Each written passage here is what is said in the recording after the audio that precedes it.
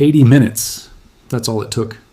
Not a crash, not a correction, something far more calculated.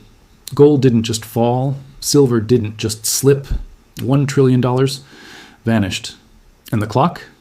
It was already ticking. Before most people even woke up. The question isn't what happened. The question is, who moved it and why? Nobody is talking about this.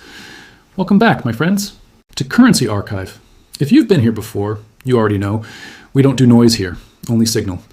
Now, I want to ask you something, and I mean this sincerely. If you've been watching this channel, learning something real, something your banker never told you, haven't you earned your seat at this table? Hit that subscribe button. Consider it your permanent reservation. And while you're here, drop in the comments, where in the world are you watching from today? Because this story is affecting every corner of this planet, and I want to know exactly who's paying attention. The morning of March 3rd, 2026 began like any other Monday in the global financial markets. Traders were at their desks, screens were live, coffee was hot. And then, in the span of 80 minutes, $1 trillion disappeared. Not slowly, not gradually, not in the way markets usually breathe in and out over days and weeks. It happened with surgical precision, a controlled, calculated, and coordinated movement across precious metals that left seasoned analysts staring at their screens in silence. This is the story of those 80 minutes, and what they reveal about the world that serious decision makers now live in.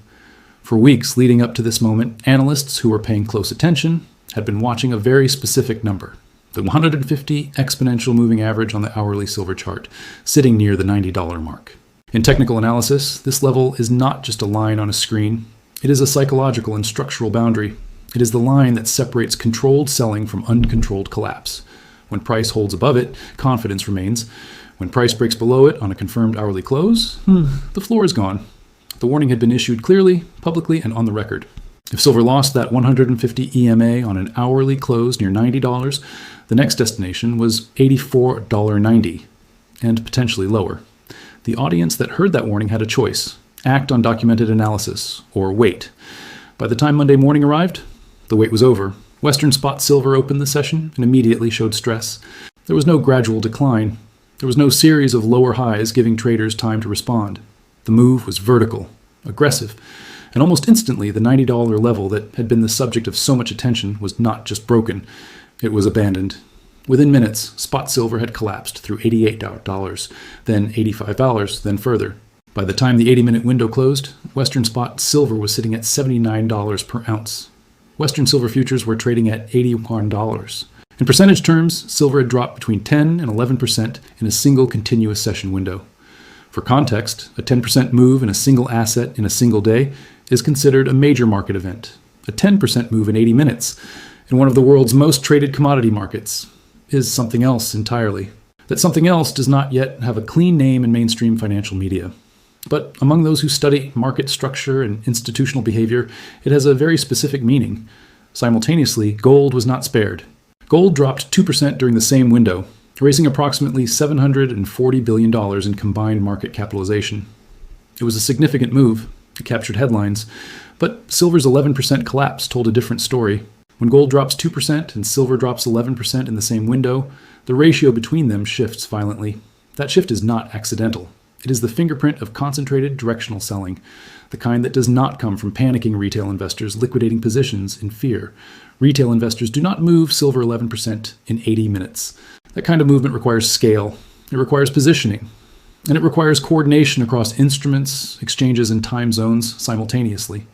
1 trillion erased before most working professionals had finished their morning commute. Markets, by their nature, react to information. Prices move when news arrives. Sentiment shifts when data surprises. Corrections happen when valuations stretch too far. But 80 minutes is not a reaction timeline. 80 minutes is an execution timeline. And as the dust settled on that Monday morning, as silver sat at $79 and the world's financial commentators scrambled to explain what they had just witnessed, one question remained unanswered. A question that every serious investor, every entrepreneur, and every decision maker must now sit with. Was this a market reacting to the world?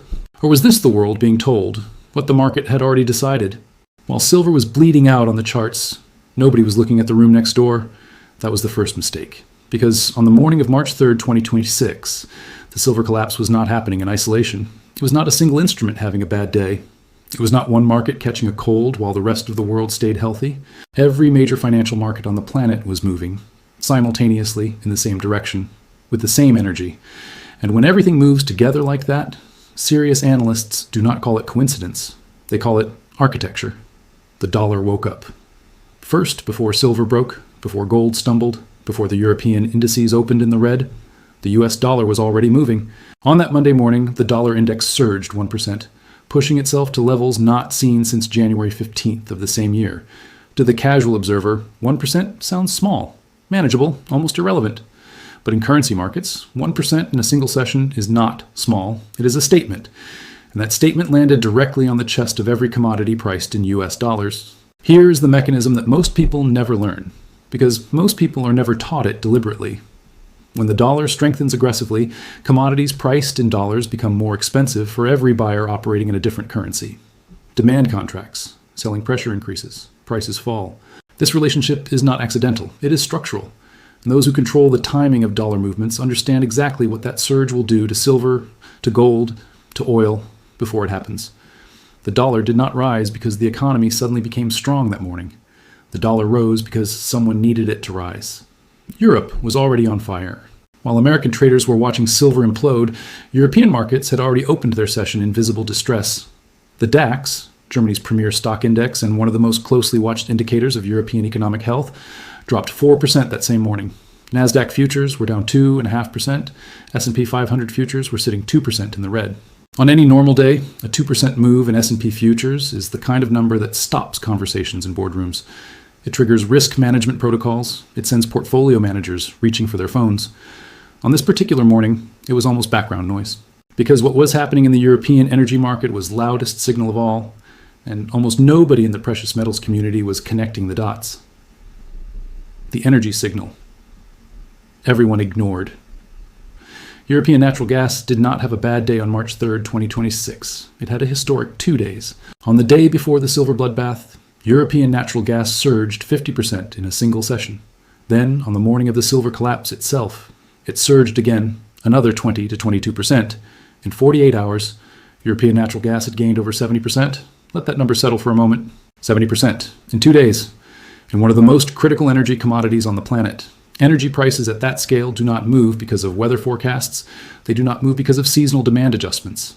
A 70% surge in 48 hours is a geopolitical signal dressed in commodity language. It means supply chains are under threat. It means political relationships are fracturing. It means someone, somewhere, made a decision that sent shockwaves through the physical delivery infrastructure of an entire continent. And here is what makes that energy surge deeply significant to the silver story. When energy costs explode, industrial production becomes expensive. Manufacturing slows. The cost of running the global economy rises sharply. And in that environment, investors and institutions make very deliberate decisions about where capital moves and where it does not. The synchronized signal. Step back from each individual market for a moment. Remove the silver chart. Remove the dollar index. Remove the DAX numbers and the natural gas candles. Look at the entire picture from a distance, the way a strategist looks at a battlefield before deciding where to move. What does it show? It shows every major financial system on the planet moving in coordination within the same narrow window of time, on the same Monday morning. Dollar up, metals down, equities falling, energy exploding. These are not 4 separate stories happening to share a date on the calendar. This is one story told across 4 different markets simultaneously. And the most important word in that sentence is not dollar or silver or energy. The most important word is simultaneously. The question that serious people ask. Amateur investors look at each market separately. They read the silver headline, then they read the energy headline, then they read the equities headline, and they file each one away as its own isolated event with its own isolated cause. Serious decision makers do something different. They ask a single question that changes everything. If these markets are truly separate, why did they all move together?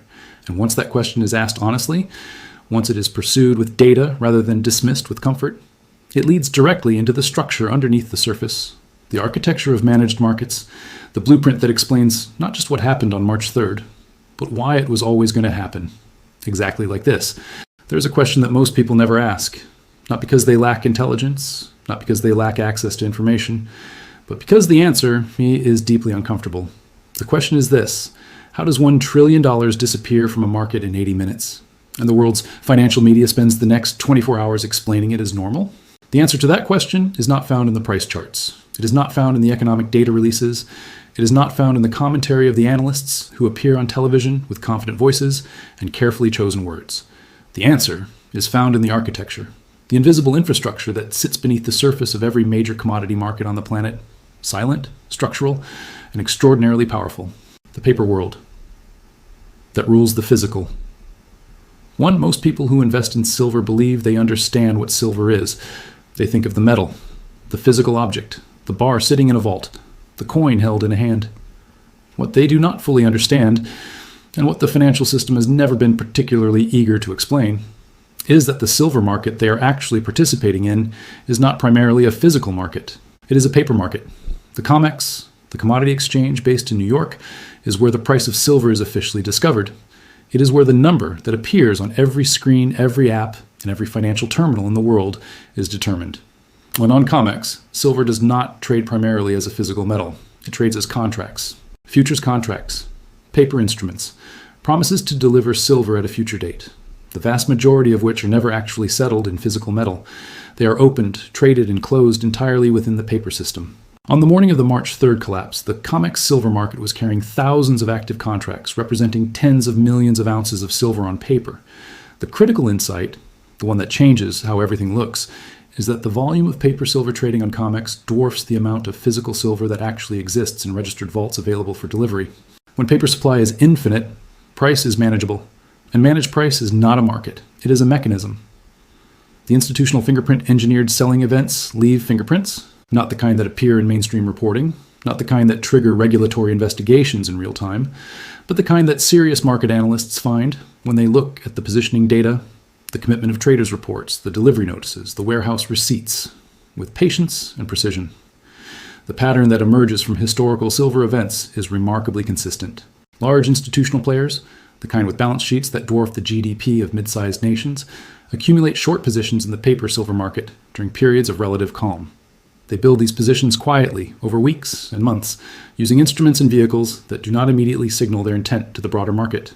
Then, when conditions align, when the macro environment provides cover, when the dollar is positioned to surge and global equity markets are already under pressure, the selling begins, not gradual selling, not the kind of distribution that gives retail participants time to observe and react.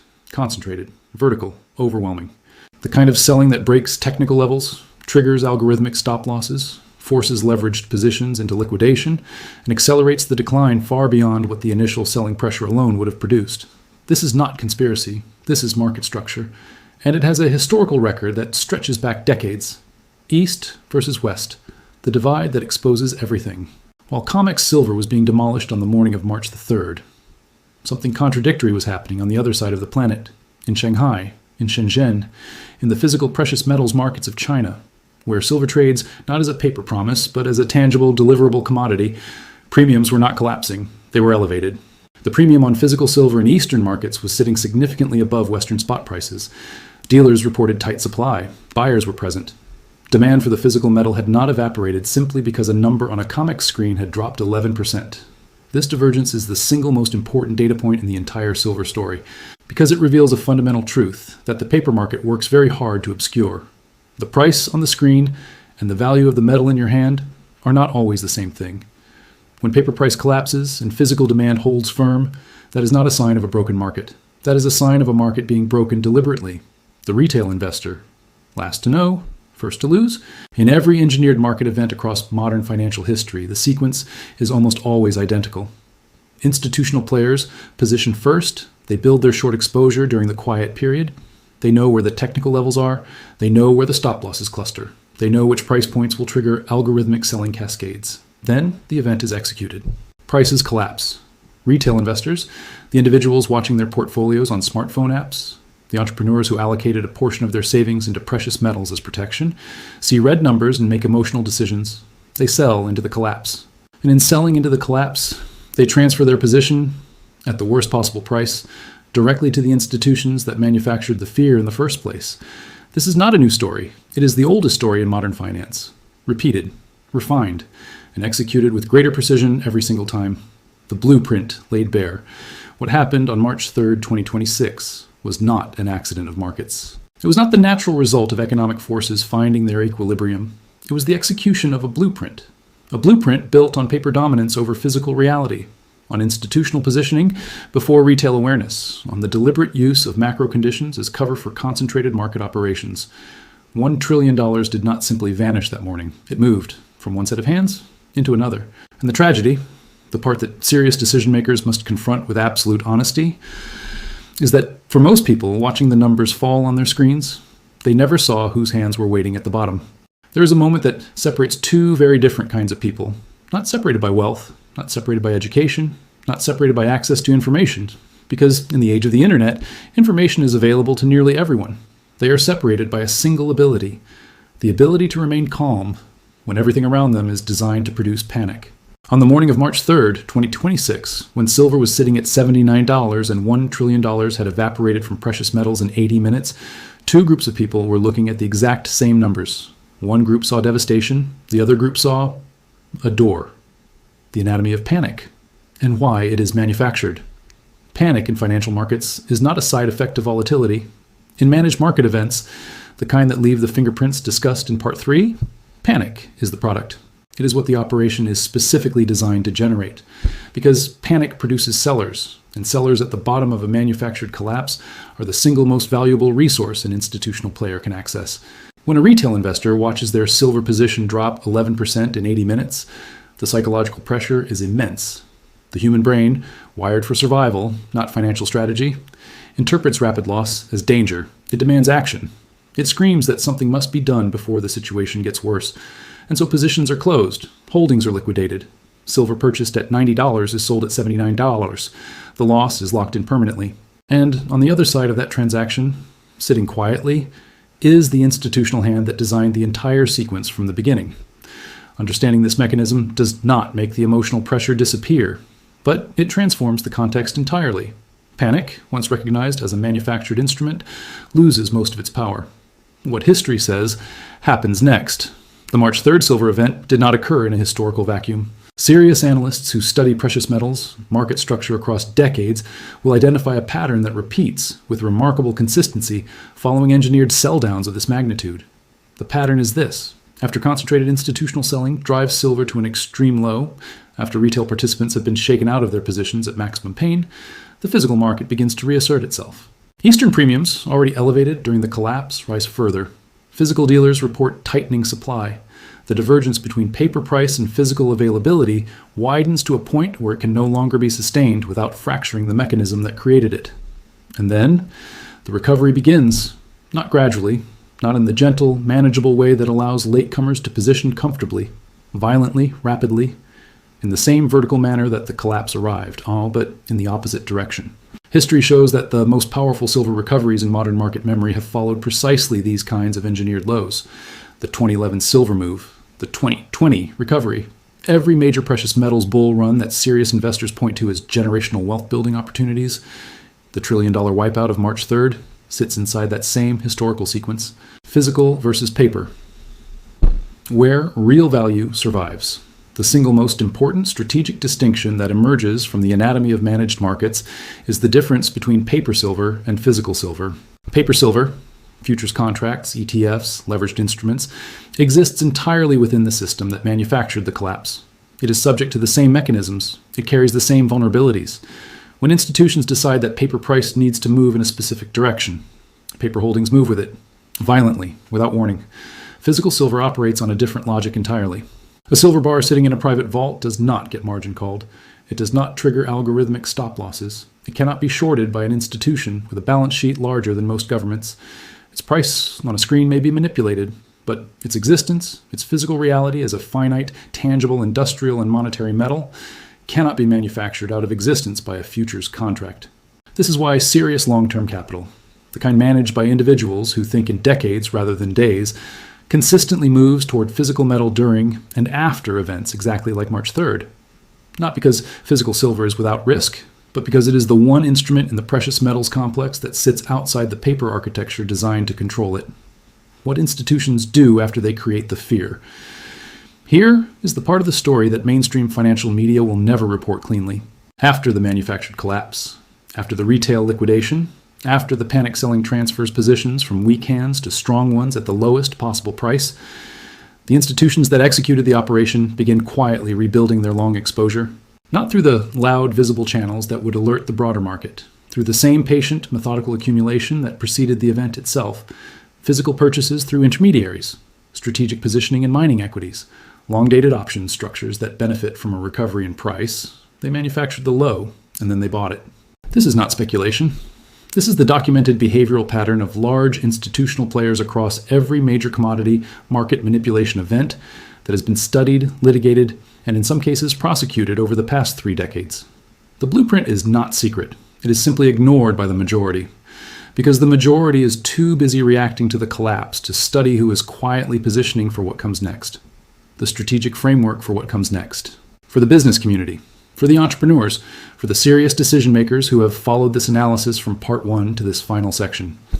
The $1 trillion wipeout of March 3rd, 2026 is not the end of a story. It is the opening chapter of the next one. The data points toward a market that has been deliberately reset. Physical demand in Eastern markets remains structurally strong. The divergence between paper price suppression and physical scarcity continues to widen. The macro conditions, dollar strength, energy volatility, equity instability, that provided cover for the operation are not permanent fixtures. They are temporary instruments. When they reverse, and historically they always reverse, the reset price becomes the launch pad. The serious response to March 3rd is not grief over what was lost in 80 minutes.